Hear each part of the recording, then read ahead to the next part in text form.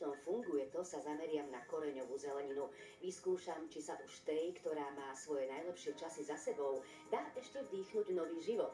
Tak ideme na to. Určite sa vám už stalo, že ste akýmsi nedopatrením zabudli v komore alebo v chladničke na mrkvu či petržlen a oni smutní, sklamaní z vašej ignorácie zvedli.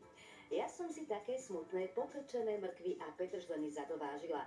A teraz vyskúšam dva veľmi jednoduché a zároveň vraj účinné triky, aby sa spamätali a nemuseli putovať do smetného koša alebo kompostu. V prvom prípade potrebujem k tomu len jednu ingredienciu – zemiak. Ten nakrájam na plátky a mrkve a petržlenu doprajem v jeho spoločnosti ľadový kúpeľ. Do misky som naliala veľmi studenú vodu, do nej ponorila smutnú koreňovú zeleninu a pridala som zemiak nakrájaný na kolieska. Ten by mal spôsobiť, že mrkva i petržlen v jeho spoločnosti ožijú.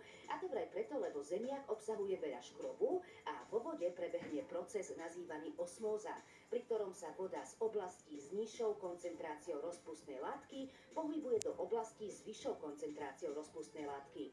Jednoducho povedané, zelenina nasiakne do seba vodu a následne škrob uvoľnený zo zemiakov. Tak uvidíme. Zatiaľ som sa pustila do ďalšieho typu. Vraj postačí len ocot, takže som si opäť pripravila misku so studenou vodou, pridala pár lyžic octu a koreňovú zeleninu som v tomto kúpeli ponechala tak dlho ako tú, ktorej robil spoločnosť nakrájaný zemiak. A toto sú moje výsledky. Po 3 hodinách som išla zeleninu skontrolovať a nestačila som sa čudovať. Naozaj sa prebrala k životu a myslím, že tá, ktorej robil vo vode spoločnosť zemiak, o trochu viac ako tá, čo bola ponorená vo vode s octom. No a pozrite na ten rozdiel. Pokúšala som sa ošúpať povednutú mrkvu a petržlen a tie, ktoré sa prebudili k životu. A funguje to.